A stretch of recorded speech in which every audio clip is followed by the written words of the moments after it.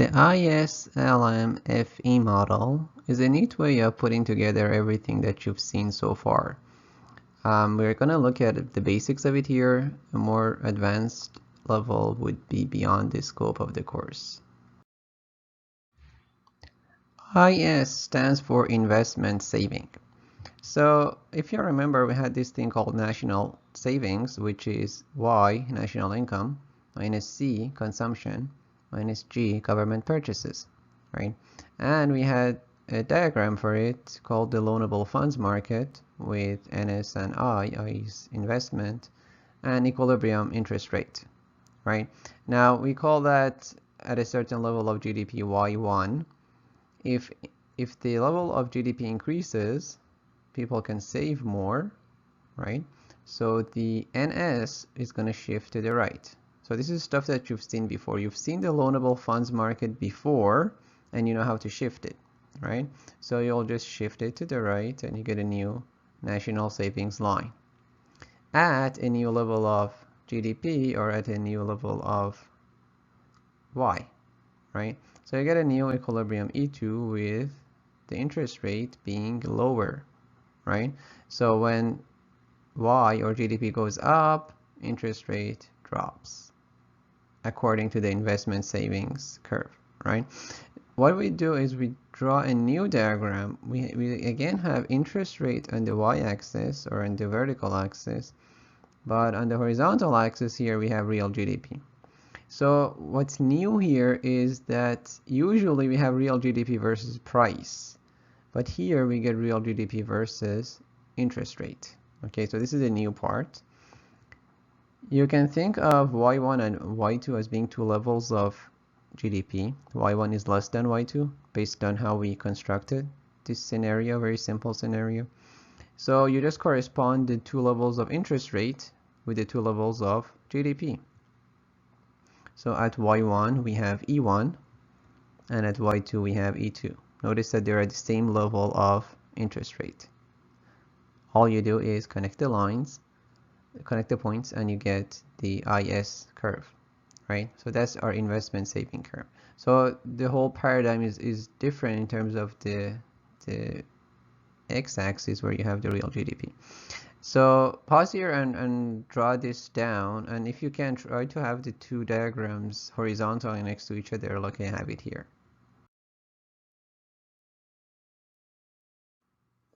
LM stands for liquidity money.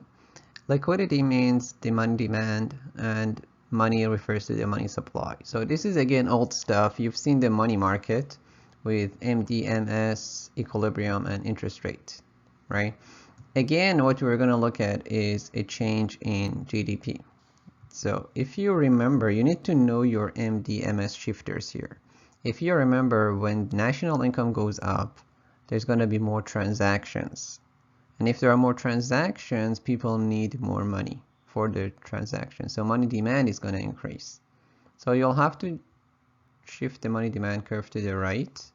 Notice that the new level of national income is higher than the old one, right? And you get a new equilibrium E2 with the interest rate being higher, right? So because of increase in national income, interest rate is going to increase according to the money market. So we go again to the same diagram that we had before with interest rate versus real GDP, and we look at two levels of national income, very similar to what you just saw with the IS. So you have Y1 less than Y2, and we correspond these two levels to the two levels of interest rate in the money market. So at Y1 we have E1, and at Y2 we have E2. And notice that again the levels are the same as the interest rate levels in the left diagram. So you connect the 2 points, and that's going to be your liquidity money curve. All right, now you pause here and you draw the diagram like you just did. Here's where you need to know your old stuff. So if you don't remember the stuff on financial capital market or the loanable funds market, review that. If you don't remember your money market stuff, review that also. Here's where we put everything together in one diagram. It's a neat way, it's simple, it saves us a lot of time, but you also need to know the background for it. FE stands for full employment. This is the last curve that we have, and it's very simple. This is the long run equilibrium. Again, you've seen this before.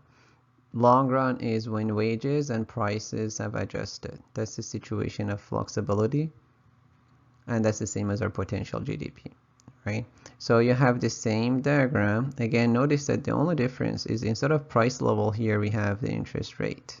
Okay, so the FE is just a boring vertical line and it never shifts. Okay, GDP always goes back to it in the long run, and that's kind of like an anchor, right? Very similar to, sometimes they call it long run aggregate supply, and it's always through a shift of the LM curve. All right, so we're going to look at some long run shifts in a moment. But you can think of ISLM is very similar to ADAS, as you probably noticed. The difference is that here we have the interest rate. Theoretically speaking, the ISLM model is a bit more advanced and more sound than the ADAS. It's a bit more dynamic and more complete. But they are very similar. So you can think of the LM as being very similar to the AS, aggregate supply. It's not the same, but it's similar. So pause here and write this down and draw your diagram before we go on.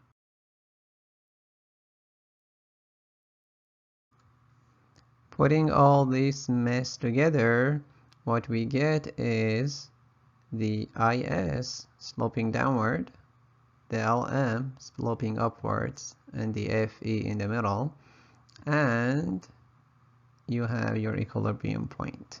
This is long-run equilibrium. Now, if AS and LM don't intersect at the middle, it means that you have short-run equilibrium, but not long-run equilibrium. So in the long run, there's going to be some shift, and you go back to the vertical line.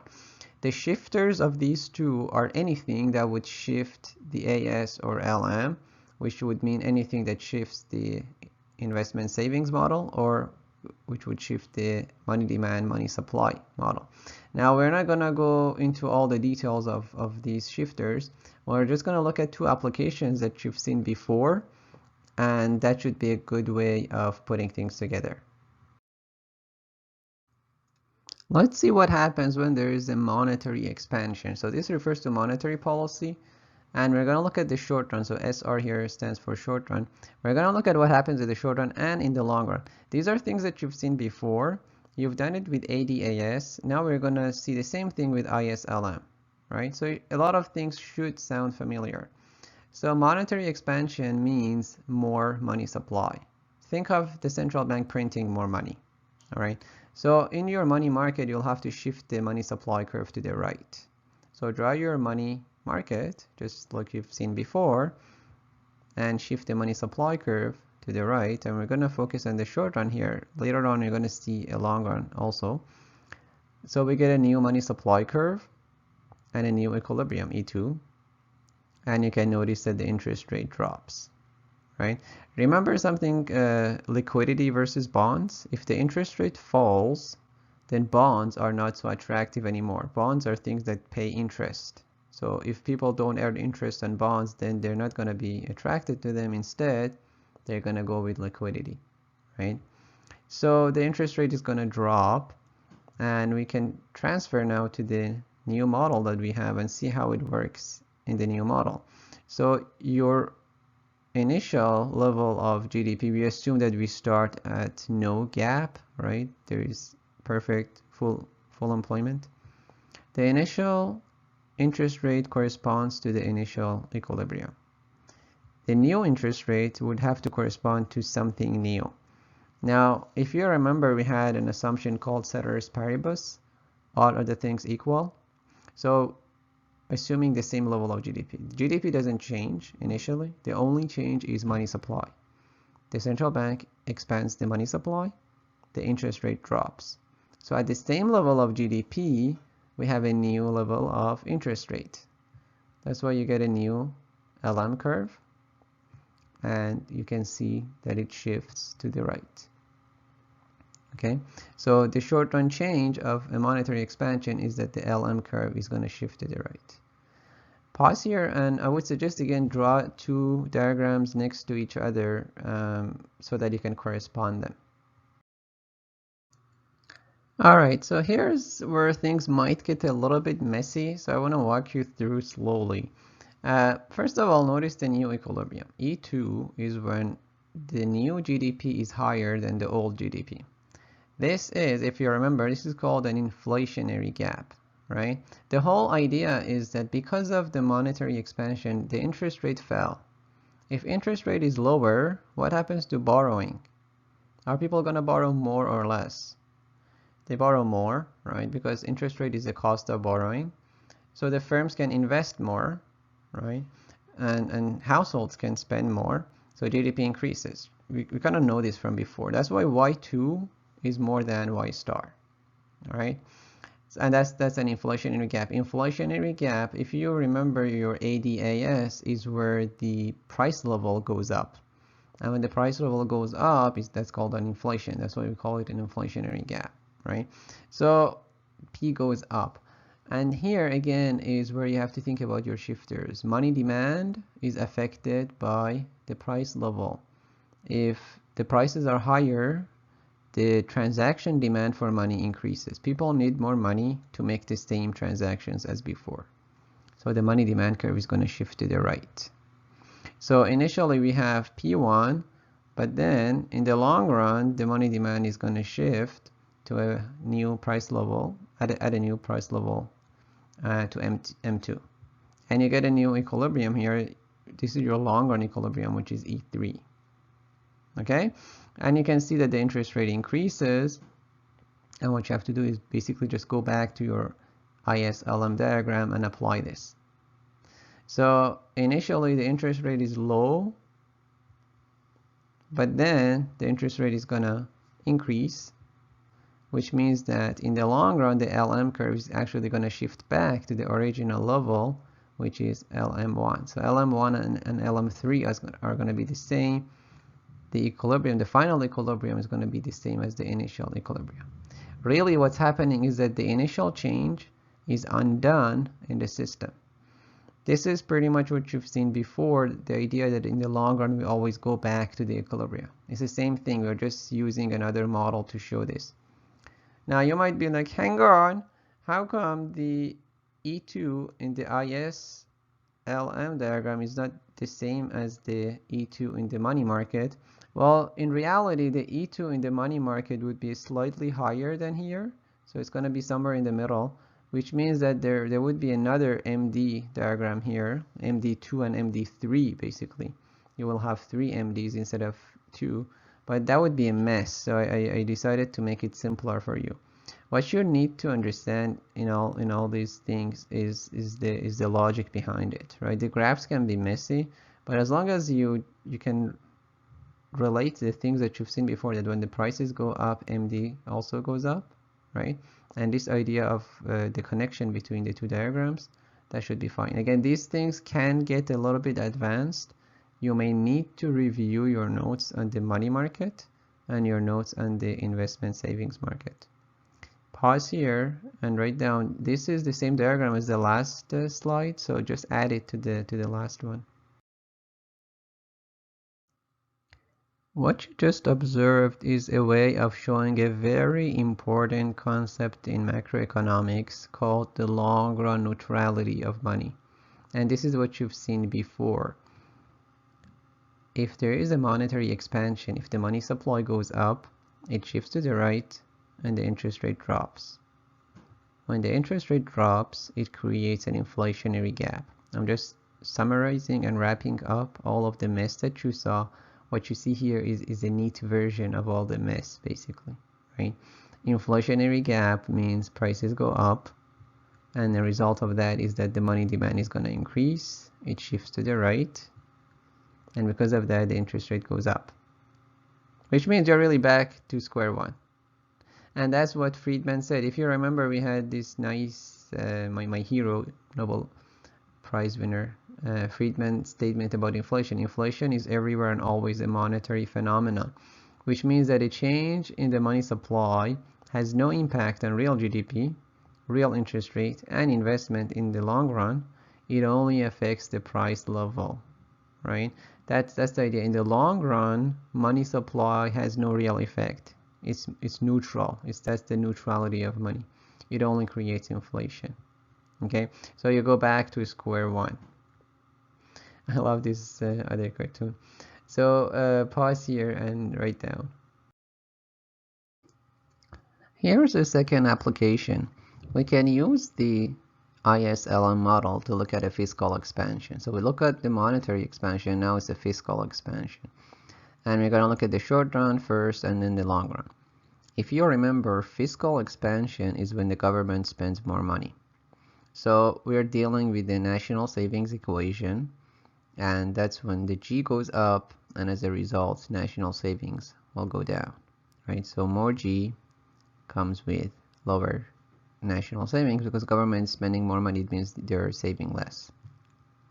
So we have to draw our NS and investment curves, same as what you've seen before. And in this case, the NS shifts to the left. So you draw a new one to the left, and you get a new equilibrium E2. And you can notice that the interest rate increases as a result of that. Now, if you remember, interest rate is the cost of borrowing. Yeah? So what happens if the interest rate goes up? What happens to the level of borrowing? Households and firms are going to borrow less. And that's exactly the same as the crowding out effect. Crowding out is when the government spends more and the private sector spends less. So in this diagram, if you look at the blue curve, the investment, you can see that it's going to decrease, right? As the interest rate goes up, the level of investment by firms is going to decrease. Okay, so because of this government policy, because of this fiscal expansion, the interest rate goes up, and because of that, the borrowing goes down, spending by the firms will go down. So we're going to look at the same thing with the ISLM.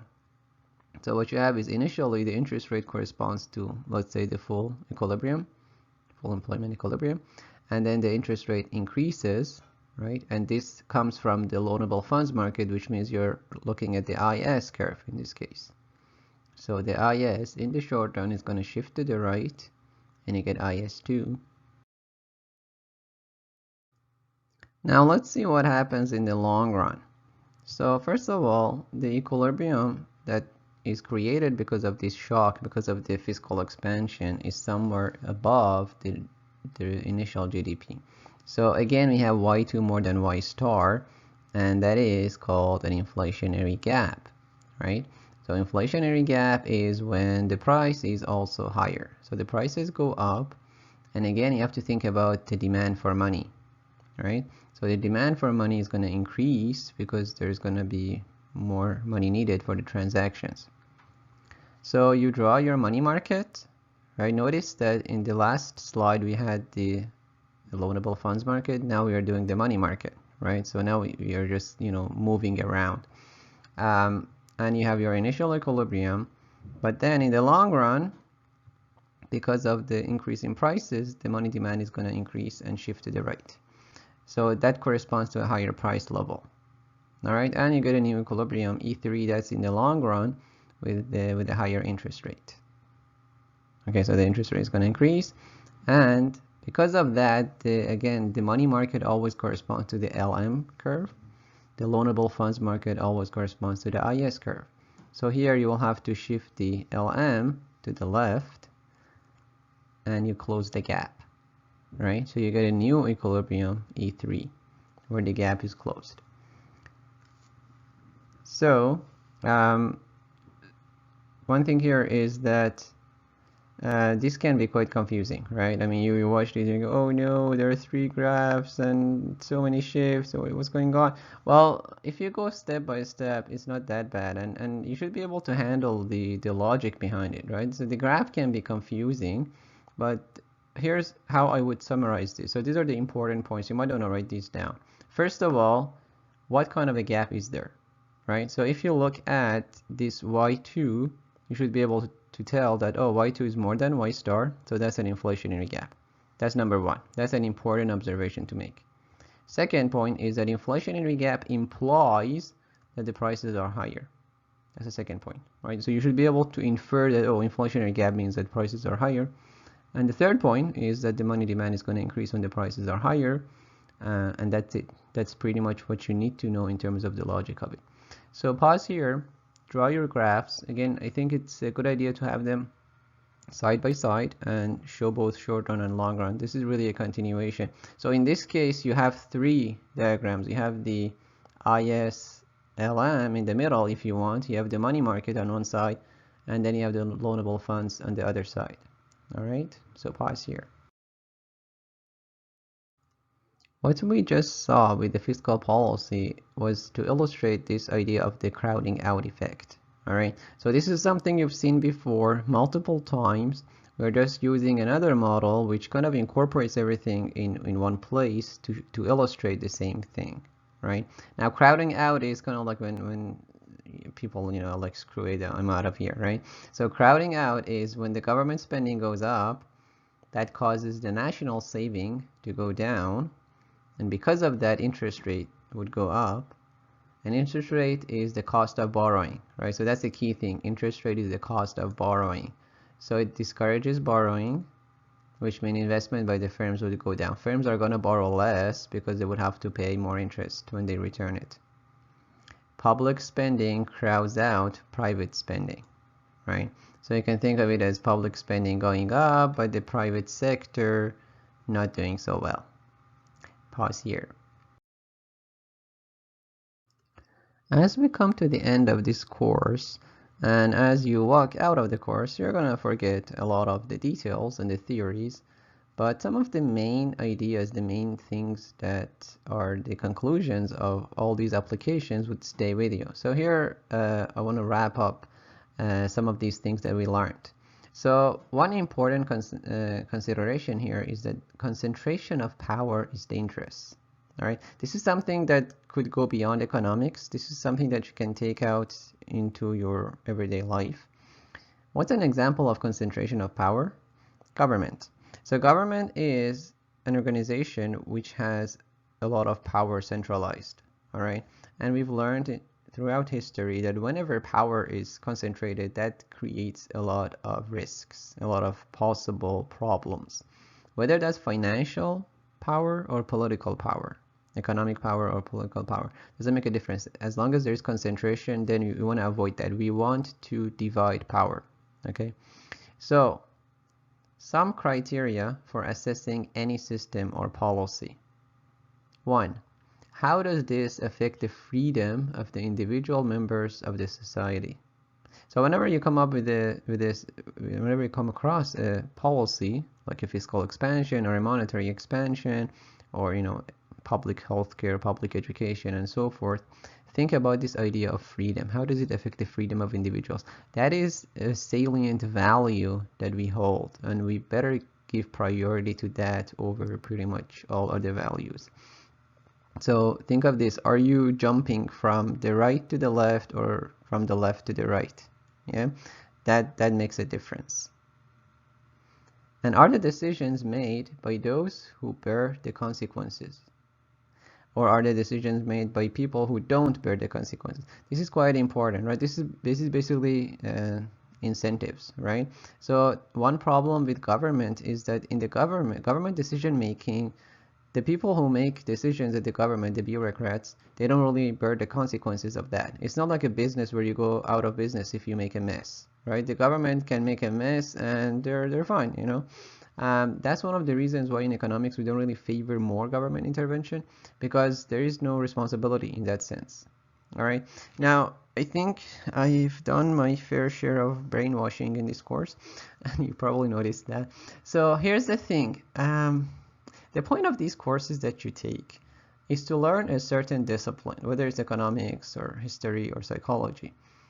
Now that you know how economists look at the world, it's time that you develop and adopt your own worldview, right? So at some point, you want to basically break out and start being different, right? So now you know how economics works. And I encourage all of you that, I showed you my version of economics and how I look at the world. The whole idea of the free market and so forth. Now it's time for you to pick and choose, right? So pick and choose, take a stand. Epicurus, who is known to be a hedonist, which is really a misconception, had 3 conditions for happiness, which is quite interesting. He said to have happiness, you need 3 things. 1 is freedom, 2 is friends, and 3 is an analyzed life, right? And that's basically the idea that Socrates had. So Socrates, you might have heard of this, that an unexamined life is not worth living. Unexamined life is not worth living. So the idea is that it's better to have your authentic garbage than to have a conformist paradise. All right, so you might want to pause here and wrap up. And here we finish this series of videos on macroeconomics. So congratulations for finishing the course. One of my pleasures is to have that one-to-one relationship with my students at a personal level. With these videos, I deprived myself of that. I've been marginalized to a voice on the screen. Oh no. But I did that because I believe that this is more efficient and more constructive for your learning. So if you feel that you've learned something useful, if you felt engaged in the process of these studies, then that's my reward. I also want to thank you all for the work that you put in this course in the past 15 weeks, all your patience, all your perseverance. I was actually impressed by how you kept up. So thank you very much for that. I hope you also appreciate the work that was put in this. So every video of about 30 minutes took me about 12 hours to make. So that was a lot of work on my side. I literally spent my vacation doing this. Anyway, at the heart of economic thinking is this concept of rationality. And rationality basically means that if you translate it to everyday language, what it means is that your passions and your emotions should not surpass your reason, right? That's really at the core of rationality. That's at the core of economic thinking. So if you can take that out of the course, even to some extent, I think that's a great contribution, and I would be very happy with that. So at any rate, farewell, my dears.